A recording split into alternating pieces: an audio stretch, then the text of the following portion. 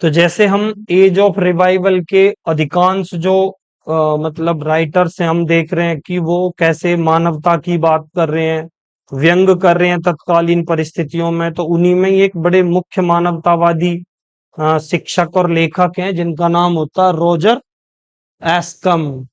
तो ये भी greatest humanist centre in England में जो था, कैम्ब्रिज में सेंट जॉन्स कॉलेज, उसमें ये फेलो और रीडर हैं ग्रीक के।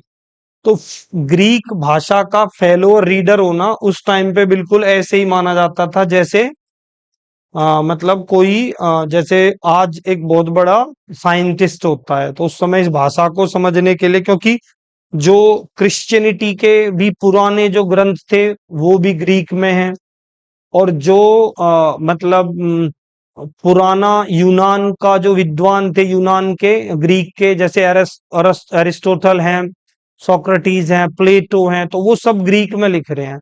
तो जब रिवाइवल की बात आती है, क्लासिकल लिटरेचर की बात आती है, तो ग्रीक को समझने वाले जो विद्वान है उस समय, उनमें है रॉजर एस्कम। तो इनका भी टाइमिंग वही है, ट्यूडर डायनेस्टी वाली ही, 1515 टू 1568। और ये ट्यूटर रहते हैं प्रिंसेस एलिजाबेथ के। आप देख रहे हैं कि राजा लोग बड़े बड़े विद्वानों से अपने बच्चों को पढ़वा रहे हैं। The future Queen Elizabeth first also tutored Lady Jane Grey, तो ये इनको पढ़ा रहे हैं। और बाद में ये लैटिन लैंग्वेज के सेक्रेटरी, मतलब लैटिन को भी जान रहे हैं और ग्रीक को भी जान रहे हैं। तो Latin secretary to Queen Mary first, drafted officially Latin correspondence for the crown. Latin secretary to Queen Elizabeth, बाद में उनके भी सेक्रेटरी रहते हैं जिनको पढ़ाया है।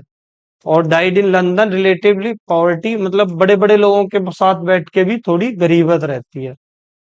तो ऐसे क्वेश्चन आया हुआ है डिस्ट्रैक्ट करने वाला पहले, कि रॉजर एस्कम जो हैं, तो अभी क्वेश्चन जब करेंगे तो ये फैक्ट्स उसमें क्लियर हो जाएंगे कि जैसे ये क्वेश्चन है कि the words peace maker, help me, the fat of the land, labour of love, the 11th hour and the shadow of death were made current by the British Greek scholars like Roger Ascham. The 15th century British relates the Puritan Tractarians, the 16th century translators of the Bible.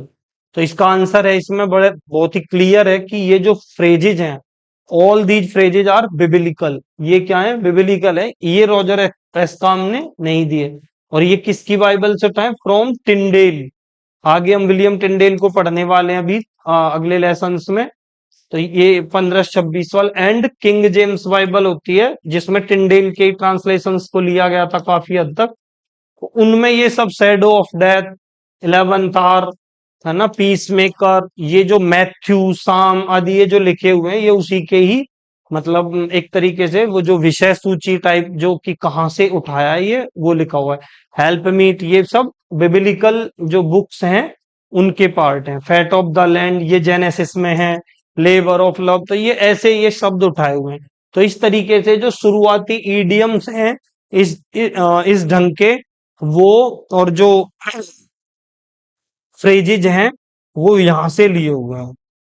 तो ये सारे Bible से ही आए हैं। तो इस तरीके से जो और जो इसके विकल्प होंगे, क्योंकि रॉजर एस्कम जो है ना, वो तो एक मानवतावादी विद्वान और शिक्षक हैं।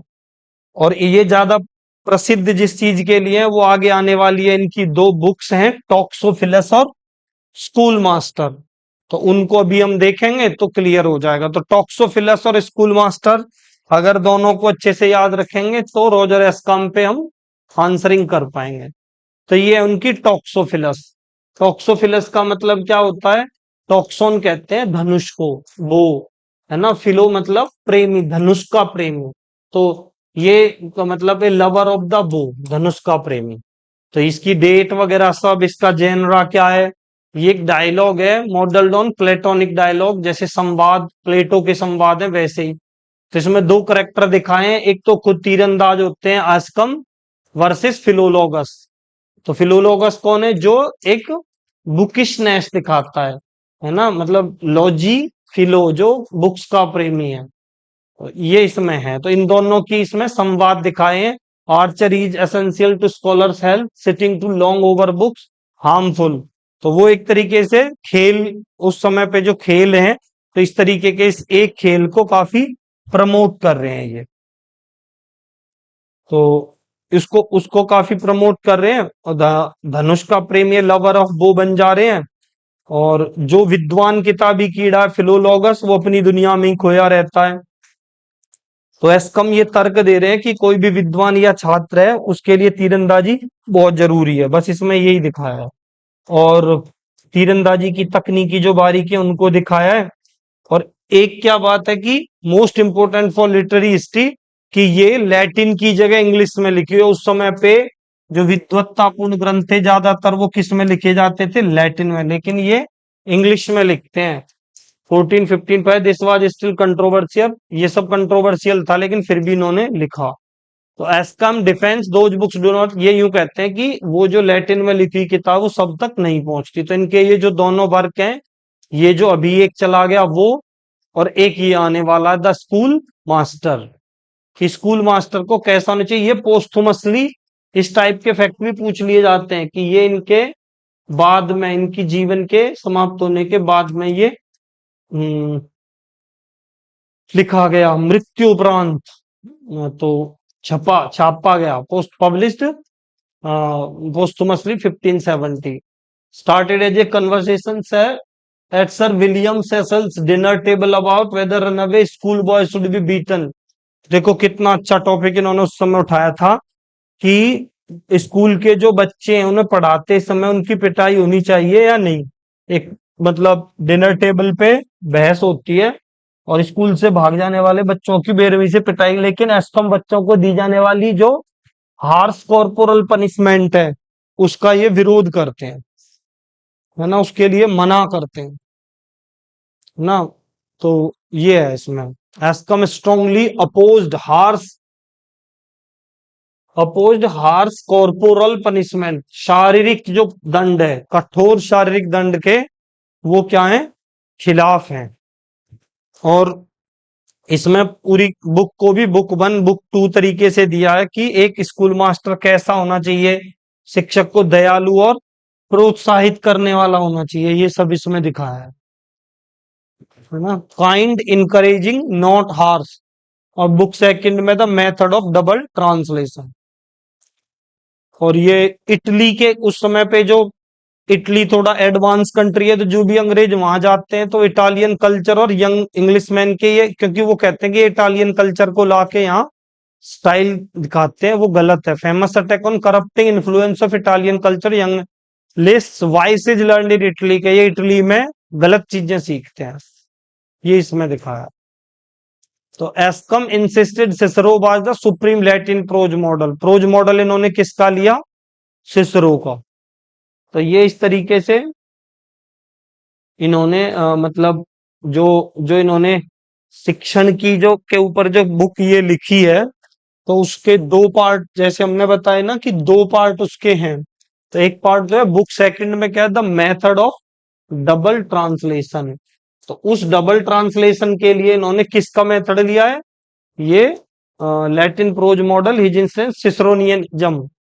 तो ये जो सिसरो वाला है उसको ये ऑफ इंग्लिश रिनाइसिव ह्यूमनिज्म में यूज करते हैं। द डबल ट्रांसलेशन मेथड, एक ये इसमें लिखा हुआ क्या करना चाहिए कि एक पैसेज लो, और वो भी किसका लो, सिसरो का, लैटिन में। सिसरो को ये विद्वान व्यक्ति मानते हैं, ये रोमन विद्वान है। ट्रांसलेट इट इनटू इंग्लिश, और इसको फिर इंग्लिश में सेट द लैटिन असाइड, फिर उसकी लैटिन देखो, और translate your English back into Latin, फिर ट्रांसलेट मतलब अपनी इंग्लिश को लैटिन में translate, compare your Latin with Cicero's original, तो आपको पता लग जाएगा, यूं कहते हैं बस। तो और जो ट्यूडर डायनेस्टी के प्रोज लिखने वाले हैं उनमें सर थॉमस मूर को हम आगे पढ़ने वाले हैं, तो हमें पता लगेगा यूटोपिया में क्या है। और ये मूलतः लैटिन में लिखी गई। और हिस्ट्री ऑफ रिचर्ड थर्ड, ये सर थॉमस मूर के वर्क हैं। और ये फिर रॉजर एक्कम को हम पढ़ ही रहे हैं। टॉक्सोफिलस स्कूल मास्टर, जॉन लिली को आगे पढ़ने वाले हैं, सर फिलिप सिडनी को, फ्रांसिस बेकन को। तो ऐसे कभी कभी कंपैरेटिवली क्वेश्चन आ जाते हैं। तो अगर ये मॉडल क्वेश्चन करेंगे तो रोजर एक्कम और पक्के हो जाएंगे। Which of the following best describe the Ascham's double translation. तो एस्कैम जो है, Roger Ascham, double translation method in the school master, translating a text from Latin into two European language simultaneously. तो इसमें क्या हो जाएगा, translating a Latin passage into English, ये। फिर अगर ये मॉडल क्वेश्चन है, Toxophilus by Roger Ascham is significant in the history of the English prose because क्यों it was one of the first serious scholarly works deliberately written in English rather than Latin। ये हम अभी देख चुके हैं। तो इस तरीके से ये हमारे रॉजर रॉजर एस्कम साहब फिनिश होते हैं। नेक्स्ट लेसन में मिलते हैं थॉमस मूर के लिए। और थॉमस मूर से पिछले दिनों में लगभग 15 questions P Y Q, age of revival से सबसे ज्यादा इंपॉर्टेंट राइटर होते हैं थॉमस मूर। तो थॉमस मूर को भी हम अभी देखते हैं। Okay, thank you.